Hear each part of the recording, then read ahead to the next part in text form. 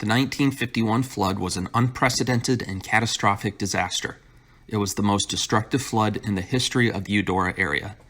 The entire Kansas River Valley in northeastern Kansas was flooded. When the 1951 flood hit, Martha Saunders Skeet was a 12-year-old girl who lived on her family farm in the Eudora Township. Her family farm was along the southern banks of the Kansas River between Eudora and Lawrence. This is Martha's 1951 flood story. In 1941, my parents, Phil and Mabel Saunders, bought the farm on what is now East 2000 Road. It was owned by Ed Perkins, and according to the abstract, it was 60 acres. See the picture of the farm and the house and the abstract. I was 2 years old, and the farm was my home until the late fall of 1950. We had a cow barn, no horses, as we had a John Deere tractor. Open hay barn, granary, tractor shed, brooder house for baby and very young chickens, a chicken house, a pig pen, and a steel round grain bin. Our house had a large concrete porch on the south and west, as well as a back porch on the east off the kitchen. The first floor was 3 large rooms and the stairs to the second floor, which had 3 bedrooms with closets. 2 of the bedrooms were separated by a large, long closet. Off the largest bedroom was a sleeping porch and stairs to the attic. We had no electricity or indoor plumbing, which leads to the last essential farm building, the outhouse, which was fairly close to our house. Off the back porch was a well with a sand point and pump. We had a pitcher pump in the kitchen for hand washing. There was a heating stove in each of the 3 downstairs rooms. A door in the kitchen led to the cellar beneath the house, with another stairway leading to the basement from the outside. That stairway was covered by a cellar door. Our farm was very similar to the other farms of the neighborhood. We had a garden where we raised fruit from trees and vegetables, which were canned in the summer with the jars stored in the cellar. I attended a 1-room country school down the road, farmland, district number 71. We have a picture of it from the Douglas County Rural Schoolhouses book. On the northeast corner of what is now North 1500 Road and East 2000 Road is where the schoolhouse stood. Those were happy years. When I was 4 in 1943, a baby sister, Esther Lee Marion, was born, and in June of 1948, when I was 9, my little brother, John Philip, was born, and my dad finally had his son. On the farm, we grew peas, corn, rye, wheat, alfalfa for hay, and the dehydrator plant at Noria. We did not grow potatoes, but others did. After the peas were harvested in June, we often planted soybeans. In town, we sold eggs and cream. We sold milk in cans, which were picked up by the milkman daily. Until 1948, we always joked about how it would be nice to just flip a switch at night and have light and heat. In 1948, we, along with all of our neighbors and our schoolhouse, got electric lights in the house and in the barn after an electrician installed wiring. We lived on the river to the north. It was the north boundary of our farm. Our closest neighbors were Ted and Emma Flory. Their house was a little south and west of our farm. You can see it on the aerial picture that was taken back about 1941. Their farm was right on what is now East 2000 Road. In about 1946 or 7, Ted and Emma were diagnosed with tuberculosis. They were sent to Norton Sanitarium for healing. Emma's treatment allowed her to return to Lawrence in the mid-1950s. Ted continued to be treated in Norton, and he remained there until his death. Tuberculosis frequently was known as consumption in the old days. Our neighbor to the west, Elvin Altenburn, later became a physician, and during the late 60s was the president of the Kansas Lung Association, the Christmas seal people. He shared with me that this was the result of seeing firsthand the terrible toll of tuberculosis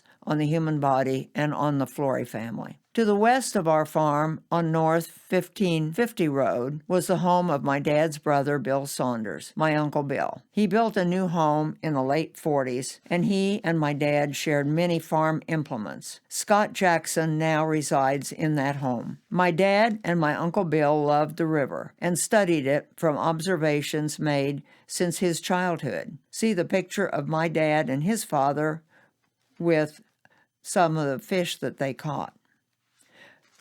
My dad and his brothers lived just east of Lawrence on a 10-acre farm. His dad, John Charles Saunders, worked with Professor Dyke. He did the taxidermy work on many of the animals in the North American exhibit and helped to exhibit that in the World's Fair Columbian Exposition in Chicago in 1893. This led to the building of the Dyke Museum on the KU campus, where you can still visit the exhibit today. My grandfather also did most of the taxidermy work on the horse Comanche, the only cavalry survivor at the Battle of the Little Bighorn. This is the background for my father, who loved to be on the river, observing its flow and the fish and game of its habitat. He was a passionate duck hunter, and we ate many dinners with roast duck as the main dish. For more information on the river, my dad and Uncle Bill read Tom Burns' book, 60 Years on the Kaw River, and this is a picture of that book. It's out of print now, but a few of the copies are still available from Tom's daughter, Patty Burns Brighthop. For us, the impact of the flood was probably started in the 40s during the war. I recall my parents talking about the Union Pacific and Rock Island Railroad, a double track on the north side of the river.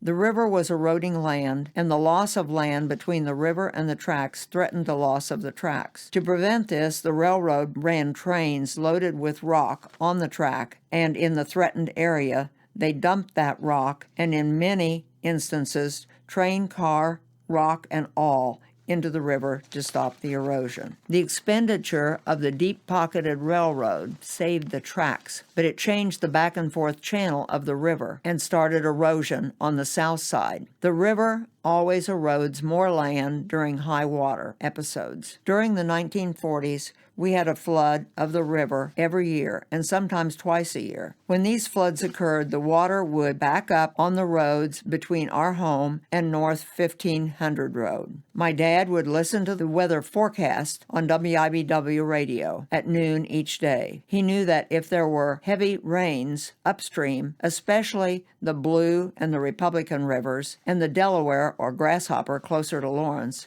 we would likely have a flood because all those rivers' flow had a direct impact on the Kaw. In November of 1950, my parents had the opportunity to purchase and move to the old home place, the J.C. Saunders homestead. The home and shop was equipped with a forge and all sorts of woodworking equipment. It had a barn for the livestock and a large chicken house and garden. Also 10 acres for corn and other crops. It needed to be updated with electric wiring in the house and the barn and the shop. It also needed a new central heat furnace. This was completed before Christmas of 1950. The Eudora farmhouse was rented, and our happy family continued to move forward into the 1950s with a new car and some new farm implements like a corn picker. No more hand picking. In the spring of 1951, my dad could see that with high water, the land on our farm was eroding at a fairly rapid rate. He began to try to salvage the outbuildings and the lumber that they contained. In June, we had a fairly significant flood. During and after that flood, the river became more aggressive as it continued to erode the land. It was now apparent that the house was in peril. My dad's cousin, Park Hetzel, had heavy hauling equipment and experience in moving structures. They, my dad and Park, determined that the main part of the house could be moved, and they proceeded to tear down parts of our home to more easily move the main part. The lumber and the main part of the house were moved to the highest spot on our farm. At this point, my dad's health was threatened by the stress and the number of hours he was working. He was on his feet with heavy lifting. He had severe circulatory problems with varicose veins in both legs and feet. Between 20 and 25 acres of the farm, along with all the buildings, had now been lost. See the pictures that we have from the Journal World 1951 flood book. The rest of June and into July, the river continued to run at bank full. In July, the rain continued, and on July 13th, the crest was reached. The result was a higher crest than had ever been recorded, higher than 1903. All my life, when discussions of floods were had, the bar was 1903. For instance, water didn't get into this or that house in 1903. The belief was that that was the granddaddy of all floods. By July 4th of 1951, we were at the J.C. Saunders place where we had lived since Thanksgiving of 1950. Now the back 10 acres of that farm was flooding, and the area where we kept the cows and my horse were flooding. The animals were moved to the front yard. Since my dad was working before daylight to after dark at the Eudora farm, salvaging, preparing, it was up to me at age 12 to help with my sister, age 7.5, and brother, age 3, and feed the animals and milk the cow twice a day. There was no stanchion for the cow. Just tie her to a tree and hope, while all the sightseeing people drove down the road to see what they could. For a 12-year-old junior high girl, it was embarrassing. On July 4th, as the neighborhood kids were shooting off fireworks, I went into the house to see my mother lying on her bed crying. She knew what was coming more than I did. As the flood waters rose, we prepared to leave and go to my grandmother's house in town. As the water rose, getting into the front yard, a neighbor who was in the National Guard arranged for an army truck to come. They moved the stove and freezer and some clothing and my parents' bed to safety into town. It was up to me to capture the chickens. There was already about a foot of water in the chicken house, and the birds were on the roost as I walked in with a catching hook and my red snow boots on my feet to protect me from the manure-laden slime water on the floor. The first few birds I caught easily and put into a cage for transport, but then the chickens became excited and flew around, landing on the floor, flapping their manure-dripping water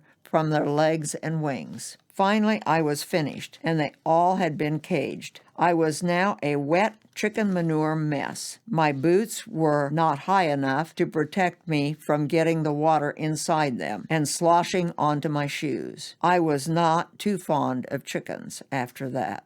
Epilogue to that chicken story. We put the chickens in my grandmother's garage in town, and they got chicken mites. My assignment was catch them in the garage. When I was finished, I was covered with chicken mites, hair to feet. I have never had chickens since that. Back to the flood. The day the river crested, my dad and Tom Burns felt they needed to check on my Uncle Bill. See the picture of my dad and Tom Burns and Scrubby Coral rescuing a pig from one of the barns during the flood. My Uncle Bill had decided to stay at his house. His wife went to Eudora and stayed with a daughter who lived there. They left from the foot of 11th Street in Lawrence, where there were, at that time, railroad tracks. It is just west of Haskell Avenue. They were in Tommy's boat and were gone all day. When they returned, they said that Uncle Bill was okay, but that the telephone poles were the only things tall enough to be out of the water. The poles were along the road, so they followed the floodwater-covered road to his home. We were relieved to know he was okay and that they were back safely. After the flood, water subsided, leaving a landscape that scarcely resembled the terrain prior to the flood. There had been 18 inches of water in our house, the house that had been safe in 1903. Everything smelled so bad inside and out. The basement had 1 to 2 feet of mud deposited in it. The new furnace was buried in mud. All the canned fruit was gone. Inside, some cloth goods survived, but many were ruined by the moisture. My new white gym shoes were against my red bathrobe and were badly stained. Our one lifesaver for this junior high school girl was the $100 check my family received from the Red Cross. We bought clothes for school.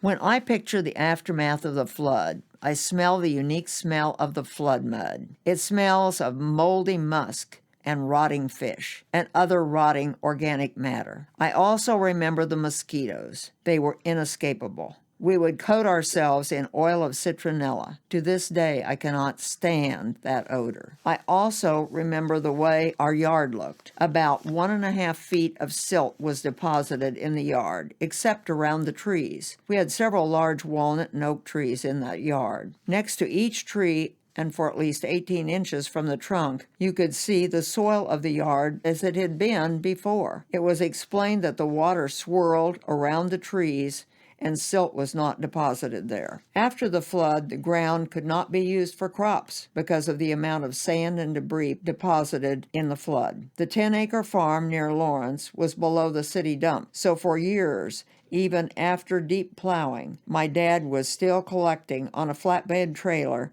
cans, bottles, and other debris. The government provided deep plows and tractors to pull them. All of our farmland had to be deep plowed, 6 foot deep, to try to bring back the fertile soil. Remember the work my dad did to move lumber and the house before the flood? It was pictured in the Journal World Flood Book.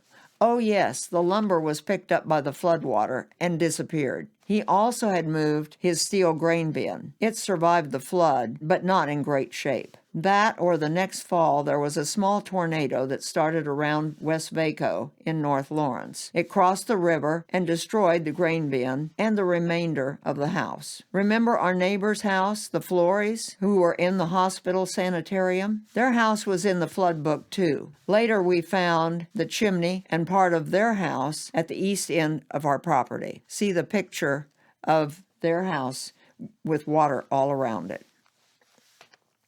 My dad had to have his varicose veins stripped surgically in 1952. In 1953, his brother Bill, who farmed with him, remember they shared lots of farm equipment. Uncle Bill died, and we had to buy some of the shared equipment just to continue to farm. During the fall of 1953, my mother was diagnosed with a lymphatic problem. In 1954, she spent a month at the KU Medical Center, and she died in December of 1954. This is very long, but is just one story of the flood of 1951 and how I believe it affected my family. As I have grown older, I realize that my life memories are divided by that one life-changing event before and after the flood of 1951. The J.C. Saunders place, along with other surrounding small farms, was purchased in the 1970s by the city of Lawrence for the sewage treatment plant. The front part, where our house and garden and barn were, is now where you go for compost and wood chips. Across the road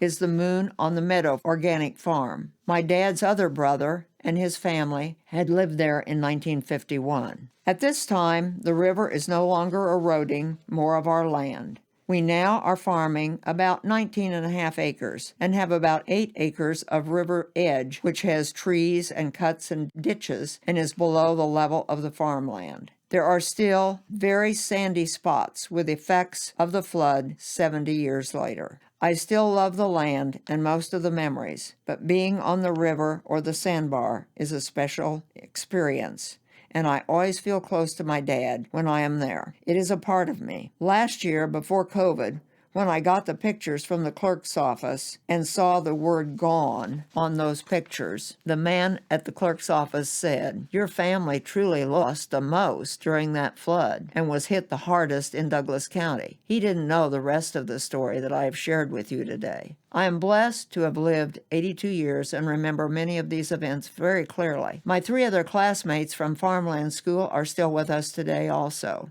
They have many memories also of the flood. They are Kenneth Whaley, Baldwin, Norman Music, Eudora, and Dr. Bert Chronister, Neodesha.